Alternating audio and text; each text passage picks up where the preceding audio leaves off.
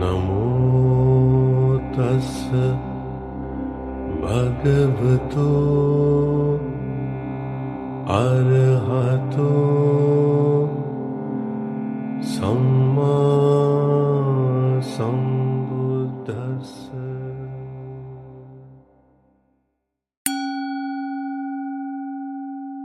Sawadee Krap. Hello and welcome to Wat Doi Suthep, a historical Buddhist temple. You are warmly invited to explore Wat Doi Suthep, an active temple on the Doi Suthep mountain. Here, tradition and the teachings of the Buddha come together, offering visitors both cultural inspiration and inner peace at a mountaintop temple location that overlooks the northern Thai city of Chiang Mai. We are very pleased that you decided to visit our temple today. I am going to provide you an audio tour of our temple to help you understand more about the temple and the teachings of the Buddha. The multiple stations of our tour await you. Itipiso bhagavan Arahang Samma Sambuddho. There are three primary traditions of what people refer to as Buddhism, and countless branches off from those three main traditions or schools. There is the Theravada tradition, Mahayana tradition, and Vajrayana tradition. Theravada, which means the teachings of the elders, is thought to be the tradition that is closest to what was taught by the Buddha during his lifetime. This tradition considers the Pali Canon to be the largest, most complete collection of the teachings of the Buddha, and is interested in learning and practicing those teachings to train the mind to attain enlightenment through gradual development of the mind. The Mahayana tradition originates about 500 years after the death of the Buddha, and there were several changes made to what the Buddha taught. While during the lifetime of the Buddha, he taught to train the mind, which does not include any rites, rituals, ceremonies, worship, or prayer. The Mahayana tradition includes rites, rituals, ceremonies, worship, and prayer. The Vajrayana tradition originates about 1,000 years after the death of the Buddha. There are many rites, rituals, ceremonies, worship, and prayer that is implemented into this tradition. In reality, there was only one Buddha. Therefore, there can only be one Buddhism. But over the years, due to the teachings of the Buddha being an oral tradition, there were inadvertent changes and overt changes made to the teachings of the Buddha in each of these traditions. The Buddha shared how unwise it is to change his teachings, but due to most people not learning with the original words of the Buddha, over time, people either overtly modified his teachings or did so inadvertently. The Buddha explained how changing his teachings would cause harm to you and countless others due to you and others not being able to attain enlightenment through the modifications of his teachings. From the time they attain enlightenment, a Buddha dedicates the remaining time of their life to sharing the teachings that led to their enlightenment with countless people, and countless people will get to enlightenment during their lifetime. Essentially, a Buddha is illuminating the path to enlightenment for others to be able to attain the enlightened mind where there is nothing but peace and joy. If we change a Buddha's teachings, it is like knocking over those lights which hinder others from being able to clearly see the path to enlightenment. Therefore, an individual would be wise to learn with the Buddha's original teachings without any modifications. What is important is that if you are interested in the attainment of enlightenment, that you learn with the original words of the Buddha. You can learn what he taught and what he did not teach. Then you do not believe those teachings, but instead you learn them through investigation and examination. Then you reflect on them to independently verify whether they are true or false. Then you practice his teachings, integrating them into your daily life to produce consistent improvement to the quality of the mind and your life. The mind is developed and purified through training of the mind. As one trains the mind, the quality of their mind and life only improves. The path to enlightenment guides an individual towards inner growth and development to heal from what hurt you so that you never need to hurt ever again. But what is hurting you is inside the mind, not the outside world. The teachings of the Buddha will help you to discover this truth and acquire the needed wisdom to transform the mind through training of the mind.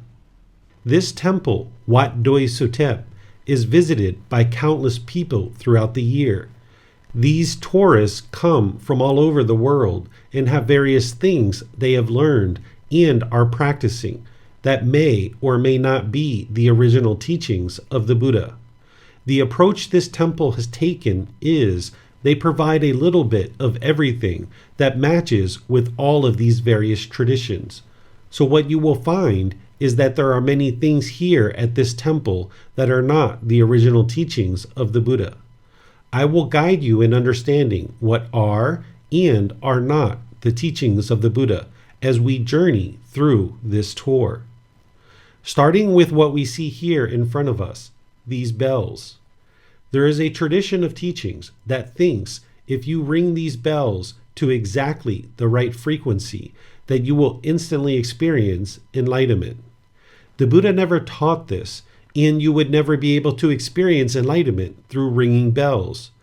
It is the cultivation or development of the mind that leads to the enlightened mental state, not the ringing of bells. I teach people to not believe others, but also do not believe me either. You are not able to push the bells, but you can reach under to ring them. If you like, go ahead and ring the bells. See what happens. Do you instantly eliminate all the sadness, anger, frustration, irritation, annoyance, guilt, shame, fears, boredom, loneliness, shyness, jealousy, resentment, stress, anxiety, etc.? If so, you will know that the mind is enlightened. But if not, then you will know this is untrue and is just a belief, not the truth or wisdom taught by the Buddha. You will see through your own direct experience that ringing a bell does not allow the mind to cultivate wisdom and purify the mind through training of the mind. So, if you would like to pause this tour and give it a try, go ahead. Now I will guide you towards something that has nothing to do with the teachings of the Buddha, but is a nice place to visit while you are here at Wat Doi Suthep. Let's go see a really nice view of Chiang Mai on the observation deck. อิติปิโสภะคะวะ อะระหังสัมมาสัมพุทโธ There is nothing here that relates to the teachings of the Buddha. I just brought you up here to see a nice view on most days. The view is not the same every day, and depending on the season, it will look different every time. That is part of the teachings of the Buddha, that the world around us is impermanent. It is constantly changing. And you can see this to be true by looking at the world around you. Enjoy the view. Perhaps you can find the center of Old Town Chiang Mai, Maya Mall, the airport, and other interesting landmarks. อิติปิโสภะคะวะ อะระหังสัมมาสัมพุทโธ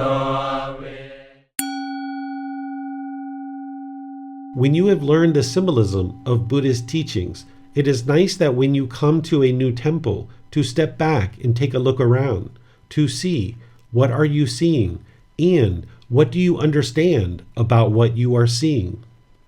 If you have already done some of the other audio tours I have created, then you have learned some of the symbolism of Buddhist teachings. When you are looking at these statues, what do you see? What do you understand? What is the meaning of what you are seeing? Do you remember? Did the Buddha wear clothing like this during his lifetime? No, of course not. As part of his journey to enlightenment, he shaved his head and wore simple rag robes. He did not wear anything elaborate, such as what you are seeing depicted in these statues. What does the lotus flower under his feet symbolize? An open lotus flower symbolizes enlightenment. Thus, this is meant to acknowledge the Buddha as an enlightened being. A closed lotus flower symbolizes your potential to attain enlightenment. What style of artwork is this? Lanna, Sukhothai, or Ayutthaya? Surely, being here in northern Thailand, we are going to see plenty of northern-style artwork, or Lanna style of art. This is identifiable through the decorative clothing and ornate depictions of the Buddha. What does it mean that the Buddha's hand is reaching down towards the earth? What does it symbolize? This is reminding you of the one and only miracle he performed just prior to delivering his very first teaching, the Four Noble Truths, when all the animals came to where he was, helping his first 5 students to understand he had attained enlightenment. If you have not learned these things yet, you might consider taking the audio tour at Wat Umong, as you will learn these and more in much more detail by taking that audio tour. อิติปิโสภะคะวา อะระหังสัมมาสัมพุทโธ You might be asking yourself, who was Siddhartha Gautama and what is a Buddha? Siddhartha Gautama was born a prince, destined to become a king. He chose to step down from his royal heritage to seek a better understanding of life through a journey towards enlightenment. The Buddha, originally named Siddhartha Gautama, was born in the year 563 BCE and died in 483 BCE. He was born in modern-day Nepal and taught in modern-day northeast India. He ultimately figured out how to attain enlightenment from the age of 29 to 35 in a 6-year journey of training his mind through his own wisdom and without the guidance of any teachers. He then taught others how to attain the enlightened mental state for the next 45 years. By the time of his death at the age of 80, there were countless people who had attained enlightenment. An individual who will become a Buddha is able to attain enlightenment without the assistance of any teachers or guides. However, this is very rare in the world. The last Buddha that the world is currently aware of existed over 2,500 years ago. A Buddha meets 3 primary criteria. 1. They attain enlightenment on their own without the guidance of any teachers. 2. They dedicate the rest of their life to sharing their independently discovered teachings with countless individuals, and countless beings attain enlightenment during their lifetime. 3. They preserve their teachings in such a way that countless more beings will get to enlightenment after their death. You are able to attain enlightenment, but you will not be a Buddha, as you will need guidance from teachers to point the way through gradual training and gradual practice to experience gradual progress. One of the biggest myths about the life story of the Buddha is that he sat under a tree and instantly attained enlightenment. This is untrue, as we can clearly see in his teachings from his own words that it was gradual training and gradual practice that led to gradual progress over a 6-year journey. This is true for you as well, that you will need gradual training and gradual practice to experience gradual progress. Everything you have ever done in life has been the same way, whether it is to read, write, and speak a certain language, or some job or occupation where you have developed significant skills and abilities. It was gradual training and gradual practice that led to your gradual progress. The journey to enlightenment is the same way. It is accomplished through gradual training and gradual practice to experience gradual progress.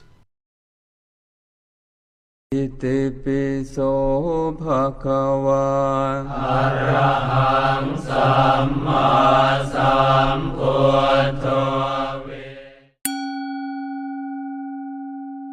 You are looking at an ordination hall, which is only used when individuals are becoming ordained.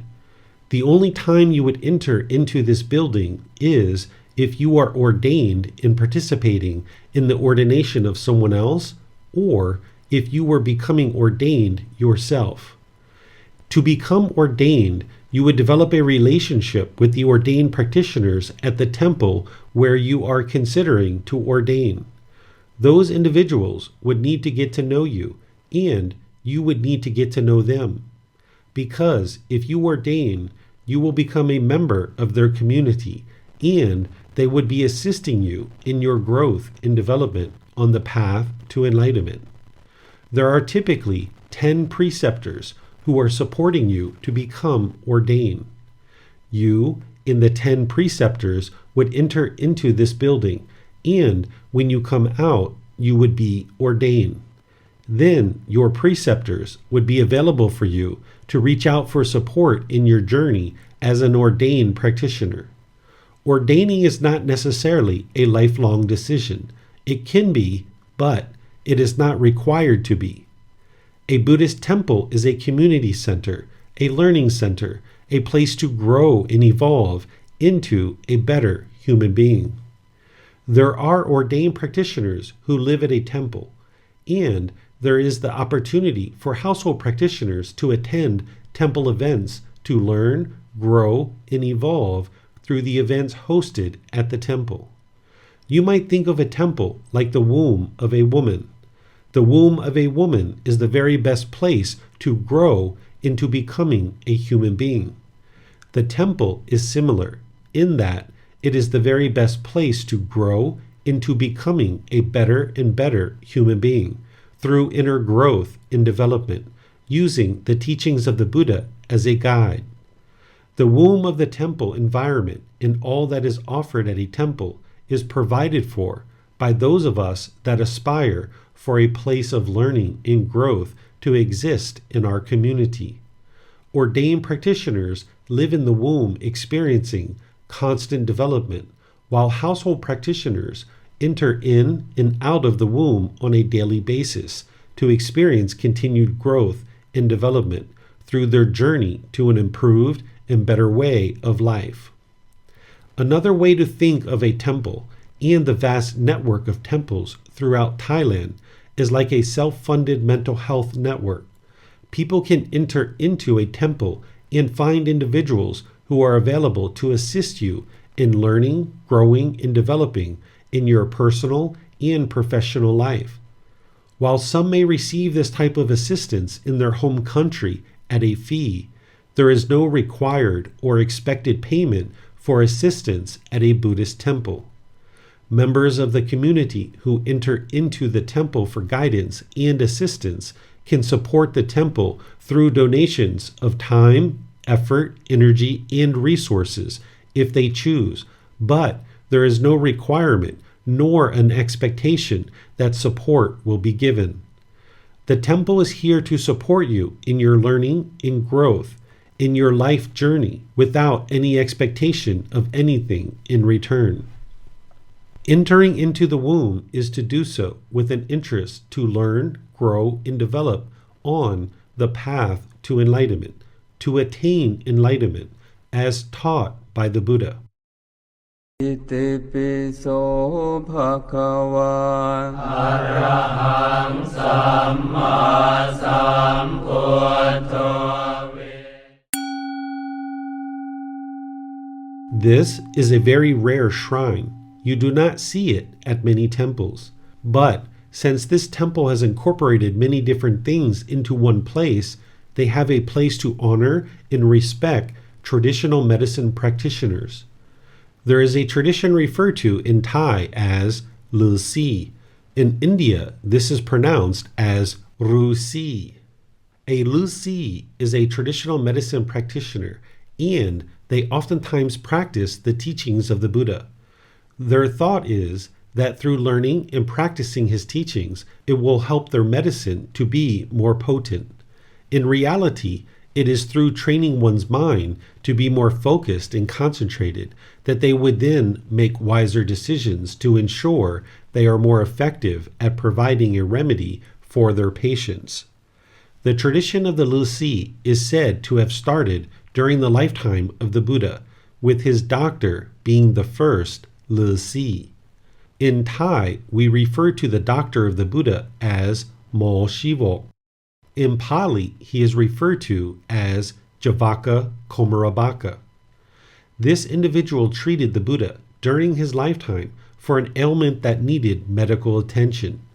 At one time, the Buddha became ill, so he decided to go see a doctor. The Buddha would typically walk most places, so he embarked on the long journey to see the doctor. As he traveled, word got ahead of the Buddha to the doctor as people were excited and exclaimed to the doctor, Javaka Komarabaka, that the Buddha was coming to see him. The doctor was unsure whether the person coming to see him was actually a Buddha or not. So, when the Buddha came to visit him, he listened to his symptoms, provided an herbal remedy, and shared with him that he would poop 29 times, and if he was truly a Buddha, he would know what to do next.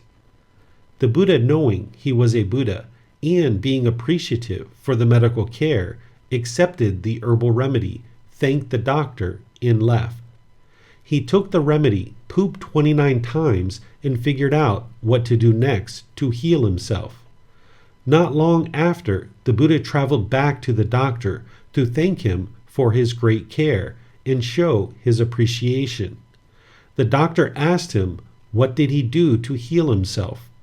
The Buddha shared, he pooped one more time, a 30th time. The doctor understood that his patient was indeed a Buddha and decided to honor him with the donation of the construction of a temple built on his mango grove.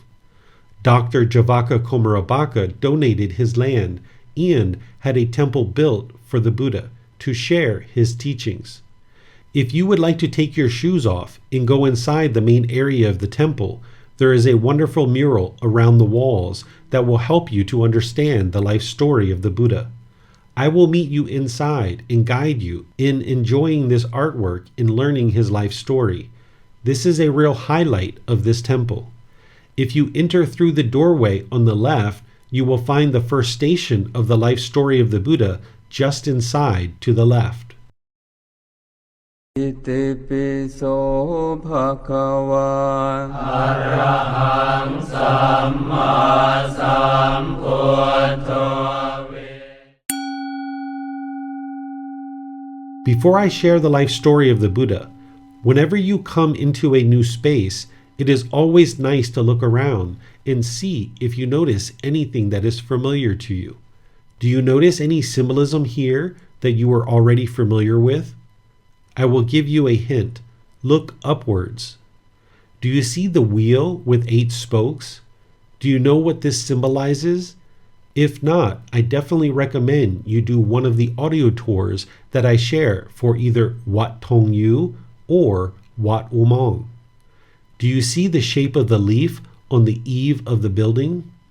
This is the shape of the leaf from the tree where the Buddha sat and contemplated for 7 weeks of whether to share his teachings or not. The site of this tree in northeast India is denoted as where the Buddha attained enlightenment. The tree itself and the leaf of the tree is a symbol of enlightenment and is frequently used in Buddhist artwork. You will see the shape of this leaf regularly used in artwork and temple construction as a symbol of enlightenment. The individual that we know as the Buddha was born Siddhartha Gautama, the firstborn son of a king and queen. He was born in 563 BCE and died in 483 BCE. He was born in modern-day Nepal. His mother, being pregnant and close to delivery, was escorted back to her homeland by a caravan organized by the king. It was customary that a female would travel back to her homeland when close to delivery to be able to deliver the baby among her relatives for support. So a caravan was organized and she was being transported back to where she grew up to give birth to her first baby among her family. On the way to her homeland, she went into labor pains. They stopped the caravan. She got out, went over to a tree, held on to a branch while standing, and attempted to deliver the newborn baby. The baby was having difficulties coming out through the normal birthing canal, so the baby eventually breaks through the side of his mother's stomach and is why you see her holding her side. Due to this, she ends up dying 7 days later. During this time frame, they did not have the medical technology to save her life, as today we would just do a cesarean section, a C-section, and the mother and baby would be just fine. But during the lifetime of the Buddha, they did not have that technology available, so the mother ends up dying shortly after the birth of her baby. Because death during childbirth was not uncommon during this time frame, either for the baby or the mother, there were cultural protocols in place that would help with the situation. If you died giving birth and the child lived, your siblings would adopt the child as their own and raise the new baby. Siddhartha Gautama's mother had an older sister who adopted him as her own child. Siddhartha Gautama's aunt became his stepmother. It is said that at the time of his birth there was a miracle, that he walked 7 steps, lotus flowers blossomed under his feet, and that he spoke and said, "This will be my last birth." I do not think this part of the story is true, because if it were, the next part of the story would not be needed. Sometimes, when someone as significant as a Buddha was in the world and his life story is handed down from one person to the next, there is an embellishment of the story in order to make the individual look better than they already were. A Buddha has already done amazing things in the world. There is no need to embellish the life story of a Buddha. But I suspect that is what occurred as his life story was transmitted from person to person over many centuries. Because again, if this part of the story was true, that he immediately walked, lotus flowers were blossoming under his feet, and he spoke at the time of birth, the next part of the story would not be needed. Itipiso bhagava Arahang Samma Sambuddho. The next part of the story is Siddhartha Gautama's father, being the king, wanted to know what his son was going to become, so he summoned advisors, or fortune tellers, to help him understand what his son was going to become. This was a common practice at the time, but if your son is born and immediately started walking, lotus flowers were blossoming under their feet, and started talking, you would not need anyone to tell you how special or unique the child is. You would already know. Again, I think they embellished the life story of Siddhartha Gautama, which is something we do not need to do. No need to embellish the life story of a Buddha. They have already done something extremely amazing during their life, and all we need to do is explain what they did, as that is special enough. Nonetheless, there were 108 advisors summoned to advise the king. 107 of these advisors explained to the king that his son was going to be a great monarch, a ruler, and a leader, that he would rule over his kingdom and expand it far and wide. His father, the king, liked hearing this and was very proud of the predictions. There was one advisor, the last one, who came in to talk with the king and started with an apology. He explained that he overheard the other advisors and they were accurate, that his son was going to be a great leader, but not the type of leader he was thinking. He was not going to be a monarch and a ruler while expanding his territory, but instead he was going to be a spiritual leader. His father did not like this news and was disinterested in his son being a spiritual leader. Therefore, just in case this advisor's prediction was true, the king decided to sequester his son into the palace. He kept him in the palace, attempting to woo him into the ways of being a monarch. He lavished his son with gifts and a luxurious lifestyle that he thought would get him hooked to the lifestyle of being a king, and therefore he would not ever leave to be a spiritual leader. He thought if he allowed Siddhartha to go out into the kingdom that he might get involved in worldly affairs, so he kept him in the palace and gave him everything you can imagine a rich royal father who was a king could give his son. He gave him wonderful food, amazing entertainment, expensive fabric as clothing, and beautiful women bathing him, among many other lavish and luxurious gifts and benefits. อิติปิโสภะคะวา อะระหังสัมมาสัมพุทโธ By the age of 29, Siddhartha Gautama, realizing that he was about to become the king, as during this lifetime you would become the king at age 30. The father, the king, would retire when their son reached the age 30 and live alongside their son, helping them to learn how to be a very good king. Knowing that he would soon be the king and would need to rule over the population of people in the kingdom, Siddhartha Gautama did not understand how he could be a good king and rule over the people, considering he had never been outside the palace. So, without his father's knowledge and against his wishes, Siddhartha Gautama left the royal palace and traveled into the kingdom. He took with him his royal attendant. This is like his chief of staff.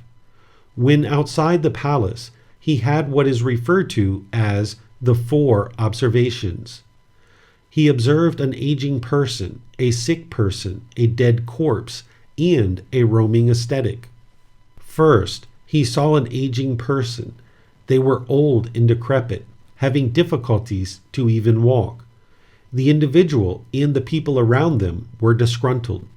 He had to ask his royal attendant what was going on over there. It was explained to him that those people were struggling to acquire the basic necessities to sustain their life. They were having hardships, and due to the person's advanced age, they would have difficulties acquiring the basic needs to sustain their life.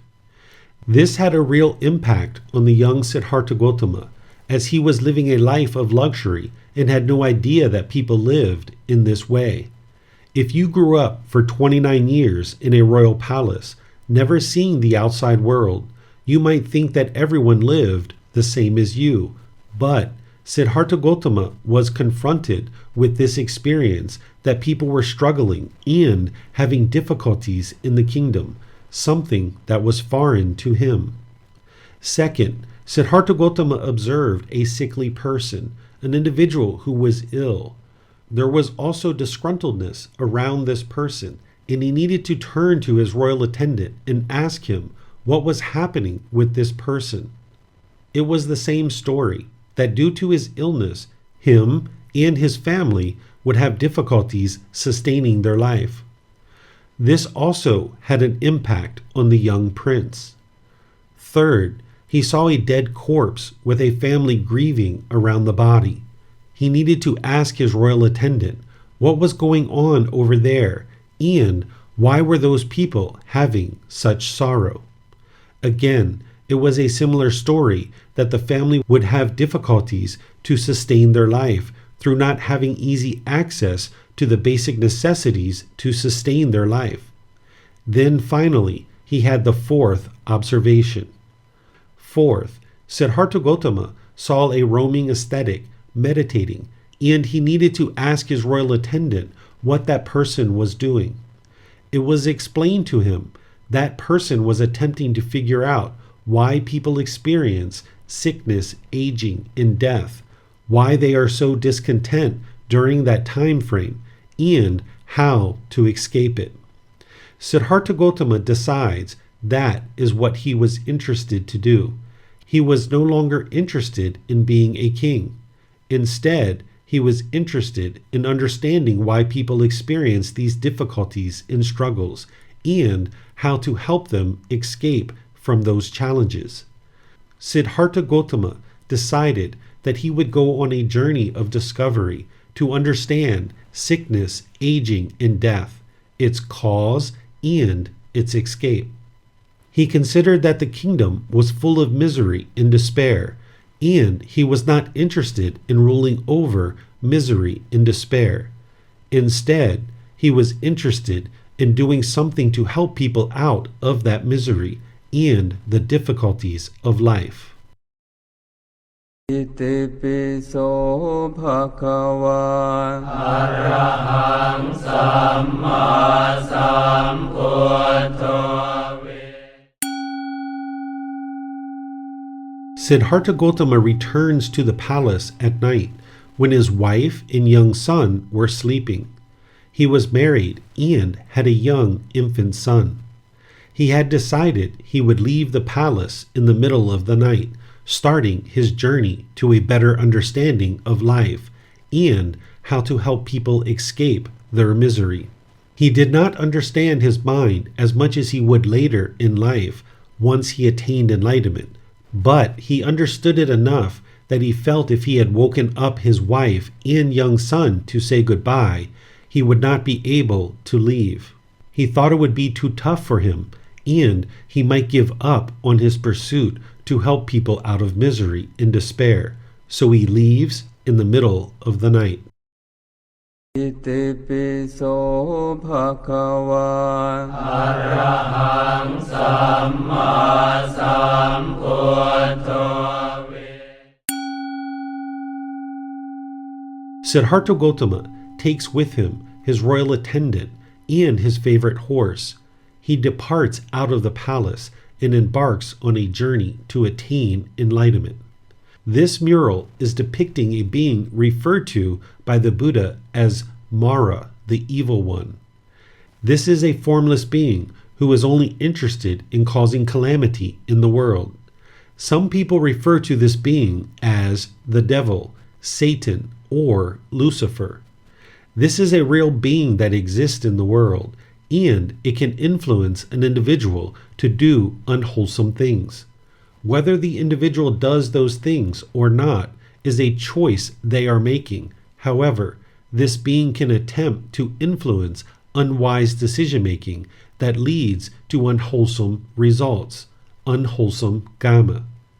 The last thing Mara is interested in is someone becoming a Buddha, as a Buddha represents exactly the opposite of Mara.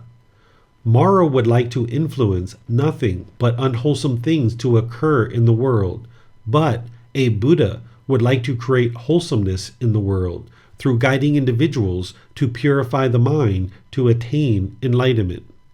So, this mural is a depiction from the artist where Mara is saying, "No, go back, do not go become a Buddha." As Mara knows, Siddhartha Gautama is going off on a journey to become a Buddha and influence wholesomeness in the world, the last thing Mara would like to see occur. อิติปิโสภะคะวา อะระหังสัมมาสัมพุทโธ Siddhartha Gautama gets to a point where he decided to tell his royal attendant he is no longer needed, gives him some provisions for the journey, and turns his horse loose. He then cuts off his hair. During this time frame, members of the royal family would grow their hair very long. This is how people knew you were a member of the royal family. If you went out into the kingdom with long, beautiful flowing hair, they would know you are a member of the royal family. Common people, laborers, farmers, etc., would be unable to grow long, beautiful, flowing hair. They did not have the time nor resources to care for the hair, as their hair would get all knotted up due to their laborious daily activities. It was only members of the royal family who had the time to sit around with servants, washing, shampooing, brushing, and detangling their hair. Therefore, if you had long, beautiful hair, they knew you were a member of the royal family. So, cutting off his hair was Siddhartha Gautama essentially saying, I am never going back. He would have difficulties ever assuming the throne as the king, because those in the kingdom would never think he was the king, since he had cut off his hair that he had been growing for 29 years. There are other benefits to cutting off the hair as part of one's journey to enlightenment, but you can learn that another time. And not everyone who will get to enlightenment will need to cut off their hair, but it is a big help in one's journey to enlightenment. I am going to pause the life story of Siddhartha Gautama here and teach you something that is not the teachings of the Buddha. Then I will continue his life story after I teach you this aspect of what you will see here at this temple. อิติปิโสภะคะวา อะระหังสัมมาสัมพุทโธ Here you see a small cylinder with individual sticks placed inside, each having a number written on them. People think that if you shake this cylinder, whatever number falls out, you get the slip of paper on the wall over there, and that is your fortune and what will occur for you in the future. This is not true and is not something taught by the Buddha. However, people oftentimes believe in these types of things and is why you see this here at this temple. The Buddha never taught you to worry about the future or that there is anything such as destiny, fate, or predetermination. That is part of the mind's lack of wisdom of what is or is not true about the world, which will lead to unwise decisions and unwholesome results in an individual's life. Anything you experience is a result of decisions that you make. It is your decisions that lead to any specific result that you experience in day-to-day life. The natural law of dhamma is what determines what one does or does not experience in life. Some people refer to this as karma, which is just a different language that refers to the same natural law. Karma comes from the Sanskrit language, where dhamma comes from the Pali language. The original teachings of the Buddha are captured in the Pali language. Therefore, people who study his teachings will typically use the word dhamma rather than karma. The natural law of dhamma is cause and effect, or action and result, the results of your decisions. The natural law of dhamma is not about good luck or bad luck, destiny or fate, who is to blame or at fault, or punishments and rewards. There is no being nor entity that is overseeing this natural law. It is not a black cloud that follows you around, nor a bank account that you make deposits and withdrawals from. The natural law of dhamma is affecting each being, whether they are aware of this natural law or not. Instead, if you make decisions wisely, you will experience wholesome dhamma, or wholesome results. If you make decisions unwisely, you will experience unwholesome dhamma, or unwholesome results. It is the result of your decisions that lead to any specific outcome that you experience in life.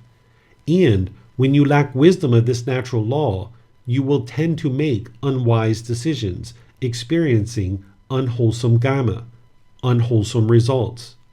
Typically, the unwise and unenlightened mind will blame what is being experienced on good luck or bad luck, destiny or fate, a being such as God or an entity called the universe. Sometimes people blame the unwholesome things one experiences on other people. This is untrue and will lead to continuous unwholesome results in one's life because they never cultivate the wisdom to make improved decisions and experience improved results. Everything you experience is a result of decisions that you make, not any of these things. In fact, there is no such thing as good luck or bad luck, destiny or fate. A being such as God is not controlling you. There is no entity called the universe that decides what you do or do not experience, and it is not other people that are causing the difficulties and challenges that you face in daily life. It is your decisions that lead to any specific result that you experience. If you need help to see this for yourself, ask yourself these questions. Who chose to wear the clothing that you have on right now? Who chose the hairstyle that you have? Who chose whether or not you ate breakfast this morning? Who chose where you live? Who chose where you work? Who chose the friends you spend time with? These are all decisions that you are making, and you are experiencing the results of those decisions. That is your karma. This understanding is very empowering. If there is anything that you do not particularly care for that is occurring in your life, all you need to do is cultivate wisdom, make different decisions, and you will experience different results. But if it is any of these other things that is causing the difficulties and struggles that you experience, then you are locked in and cannot change anything about your life. You are essentially a robot, and you know that is not true. You have free will to make whatever decisions you like, and you will experience the results of those decisions, either wholesome or unwholesome, depending on whether your decisions are wise or unwise. Therefore, cultivate wisdom, make different decisions, and you will experience different results.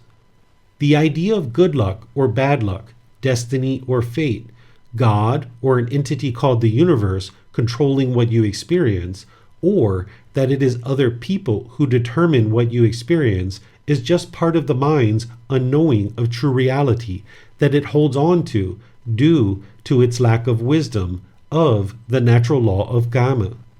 The path to enlightenment, among other things, is to awaken to the wisdom of the natural law of karma, so that you understand the wise decisions that lead to wholesome karma, or wholesome results, and the unwise decisions that lead to unwholesome karma, or unwholesome results. Awakening to enlightenment, or to be awake, is to have wisdom of the natural laws and how the world truly functions. Then, with this wisdom, you will be able to navigate the world more peacefully and in harmony with other beings. The idea of shaking a cylinder, a number falling out, and there is a predetermined fortune that will predict your future is part of the mind's false beliefs that is not based in true reality of how the world truly functions. And with this lack of wisdom, an individual will make unwise decisions that leads to unwholesome karma or unwholesome results in daily life. If this was true, you would be able to shake the cylinder, a stick would fall out, and you could put the stick right back into the cylinder, shake it again, and the same exact stick would continue to fall out over and over and over again, because your fortune could not have changed in just a few seconds. So, do not believe others that this is true, but also do not believe me that it is true. See for yourself through your own direct experience. อิติปิโสภะคะวา อะระหังสัมมาสัมพุทโธ Siddhartha Gautama took up training with two different teachers. First, he studied with his initial teacher, who claimed that he had figured out how to attain enlightenment.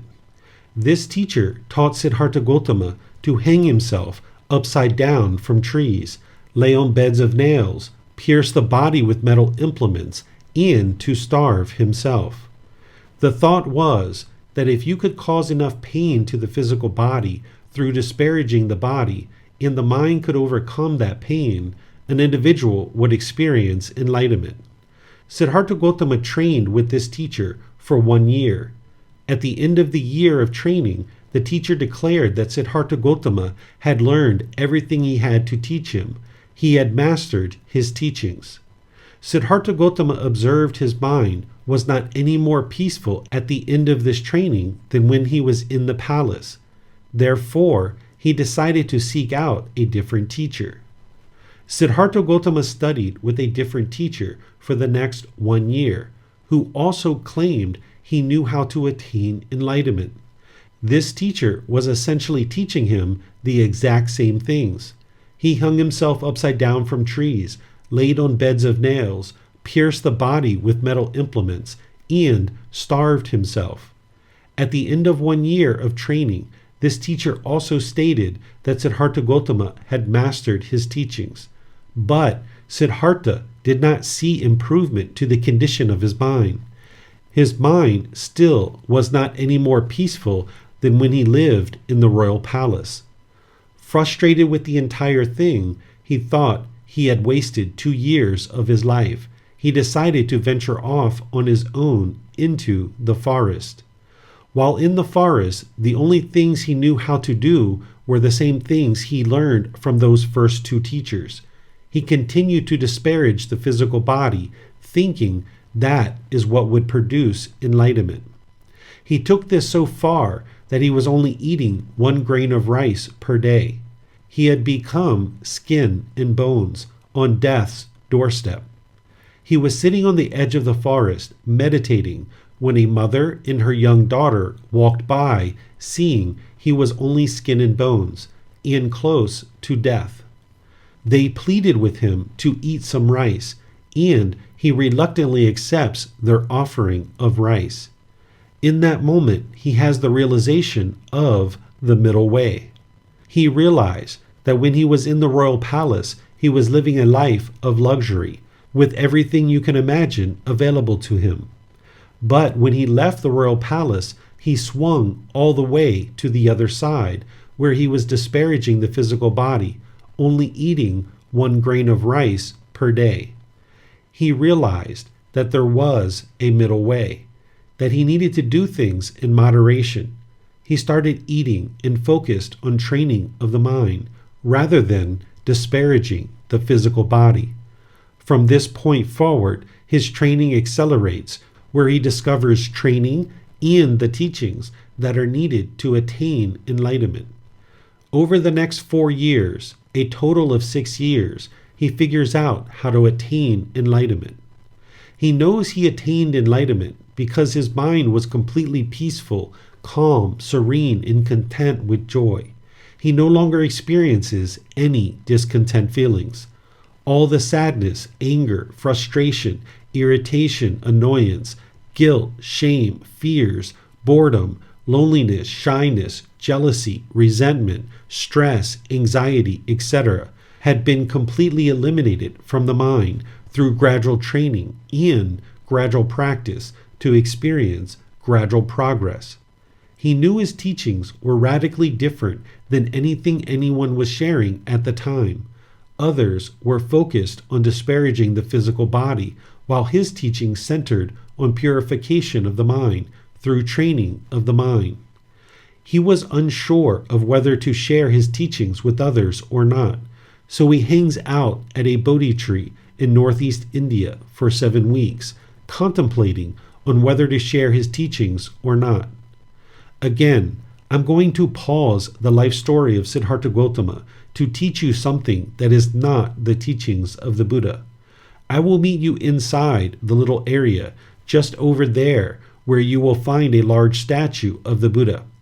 The remaining images you see here are based in Thai folk traditions, not the teachings of the Buddha, but They are surely beautiful images if you would like to take a look at them on your way to the small little room where I will teach you some more. อิติปิโสภะคะวะ อะระหังสัมมาสัมพุทโธ Here you might see an ordained practitioner doing rites, rituals, and ceremonies, all things never taught by the Buddha. What they are doing is, individuals will make them offerings, and they then sprinkle some water on them, tie a string on their wrist, and have them pour out some water to transfer the benefits of the offering to others, usually dead relatives of the person or people who are making the offering. This is not what was taught by the Buddha, as these things were also happening during his lifetime, and he taught that he does not do these types of things because it promotes what is referred to as wrong view. If an individual thinks anything that is occurring in their life can be improved through having water sprinkled on them and strings tied to their wrists, they are not understanding the natural law of dhamma and the way things actually function in the world. Doing these types of rites, rituals, and ceremonies is to walk in the opposite direction of enlightenment, as the mind continues to function through belief rather than understanding the truth of how the world truly functions based on the natural law of dhamma. There is nothing about having water sprinkled on you or having a string tied on your wrist that is going to make your life any better. It is through the cultivation of wisdom to make wiser decisions in your daily life that is going to produce wholesome results in your life. Having the belief that these sorts of things are true does not allow the mind to cultivate the needed wisdom to grow and develop one's own mind. Therefore, an individual will stay stuck in the unenlightened state. During the lifetime of the Buddha, there were individuals doing rites, rituals, ceremonies, worship, and prayer, referred to as Brahmin. Today, we might refer to this type of person as a Hindu priest. These individuals were doing countless rites, rituals, ceremonies, worship, and prayer for people who thought that the common person cannot improve their life. They thought you needed to come to someone else for a ceremony in order to make your life better. People would pay money for the ceremony and go home, thinking their life was going to become better. But when this did not work, they would have to return for another rite, ritual, ceremony, worship, or prayer. This bred corruption and propagates the wrong view of how the world truly functions based on the natural law of dhamma. These things were happening during the lifetime of the Buddha as well, and he spoke of how unwise it would be to do these sorts of things or offer these sorts of things to the public. The Buddha encouraged his ordained practitioners to learn and practice the true teachings, the pure way of what actually leads to enlightenment. But today, in many respects, the very people who are supposed to be the very closest and most developed practitioners of the teachings of the Buddha, the ordained practitioners, have become the Brahmin. Not everyone learns and practices the original teachings of the Buddha. Therefore, we oftentimes see countless misunderstandings in the world, such as you might be seeing here, even among ordained practitioners. Ordained practitioners regularly perform rites, rituals, ceremonies, worship, and prayers for a fee. People are not taught to improve their life through the cultivation of wisdom and training of the mind, but instead are just believing that it is someone else who has the power to improve their life through rites, rituals, ceremonies, worship, and prayer for a fee.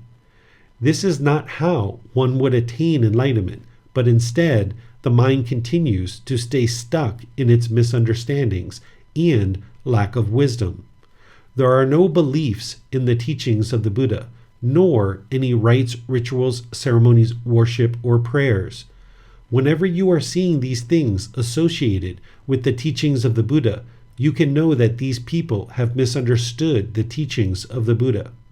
The Buddha taught that whenever someone shares something that is opposite of his teachings, you can consider that person has misunderstood his teachings, and it would be wise to ignore that content from that individual. Otherwise, you would be misled. You are welcome to look around and enjoy the beautiful murals and statues. These murals are largely from Thai folk stories and do not relate to the teachings of the Buddha in any way. Our last stop on the tour of Wat Doi Suthep is just outside the door. When you are ready, I will meet you there. อิติปิโสภะคะวา อะระหังสัมมาสัมพุทโธ After contemplating for 7 weeks under a Bodhi tree in northeastern India, the Buddha ultimately decided to share his teachings with the world. Realizing that it was only him who understood how to train the mind to experience complete peace and joy, out of compassion for the world, he chose to share his independently discovered teachings with others. He came back to the area where he was initially learning with those first 2 teachers. As he came back into that area, he encountered 4 of his previous classmates and 1 of his previous teachers. As he came back to that area, his previous classmates and teacher saw him coming, and they started laughing at him and mocking him. They saw him looking bright, healthy, and vibrant. Thinking he had given up on the path to enlightenment, they started joking him, mocking him, and laughing at him. They thought in order to get to enlightenment, you needed to be disparaging the physical body. They were still hanging themselves upside down from trees, laying on beds of nails, piercing the body with metal implements, and starving themselves. So, when they saw this bright, vibrant, radiant, healthy individual walking towards them, they thought he had given up on the path to enlightenment. By the time you get to enlightenment, if someone is joking, mocking, or laughing at you, the mind is unaffected by this. Therefore, the Buddha's mind remained at peace. He came to where they were, sat down, reached down towards the earth, and touched the ground. Having done so, animals came to where he was at. Birds, squirrels, rabbits, lizards, deer, etc. all came to him. He performed a miracle, the one and only miracle he ever performed. This got the attention of the 5 individuals. They sat down and listened to what he had to share. He shared his very first teaching, the 4 Noble Truths.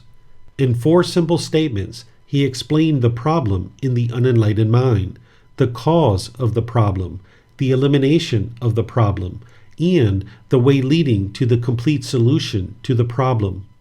In 4 simple statements, the individuals that listened to him knew he had attained enlightenment. A Buddha's teachings are independently verifiable, so they knew in that moment he had figured out how to attain enlightenment and had accomplished that goal. They could independently verify his teachings and knew that he had discovered the problem, cause, elimination, and solution. While this artwork depicts the Buddha sitting on a pedestal, that is how people depict him today, but during his lifetime, he would have just sat comfortably.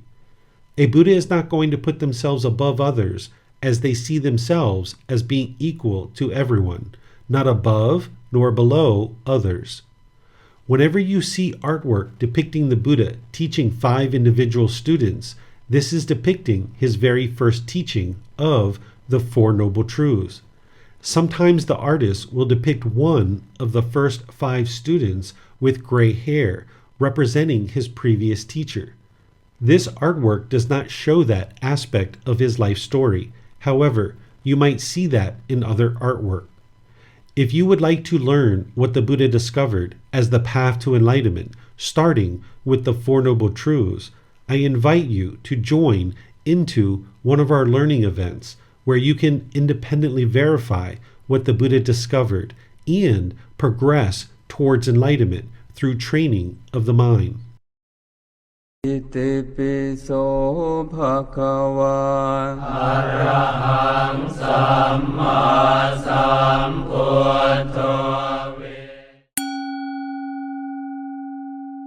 I'm going to end this tour with a big thank you for being interested in learning and understanding the teachings of the Buddha.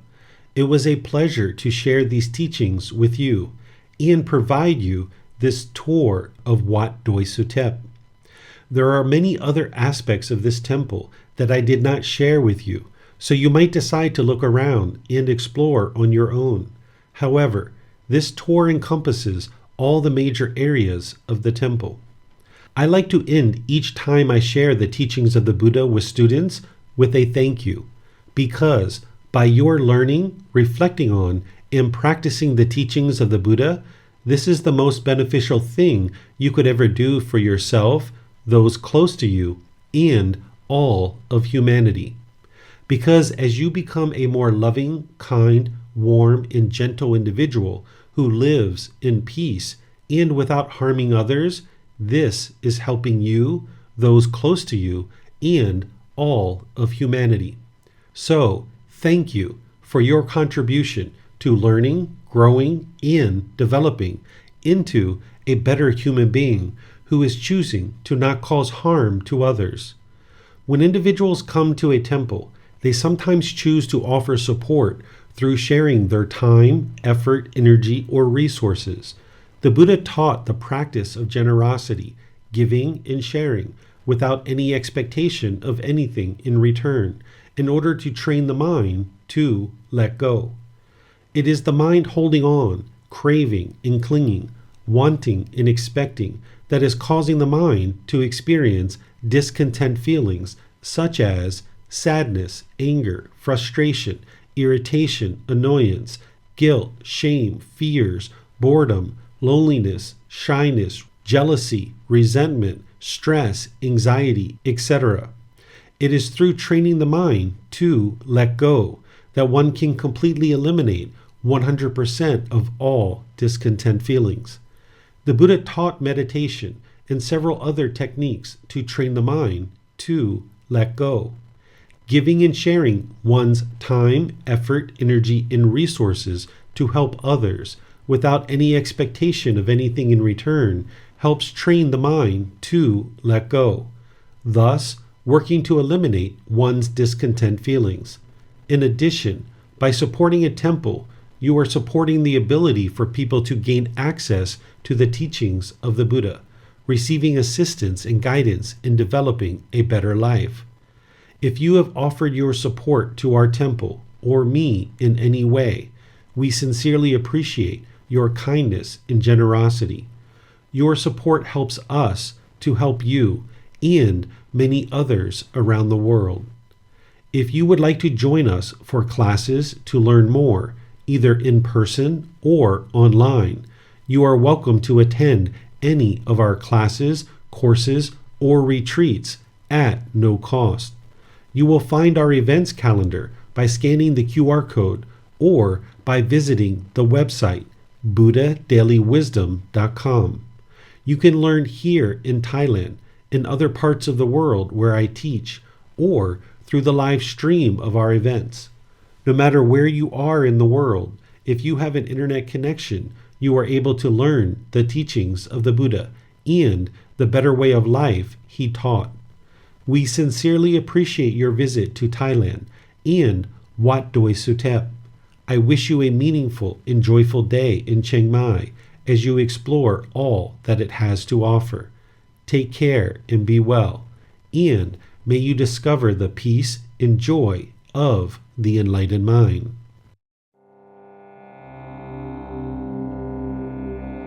Namo tassa bhagavato arahato samma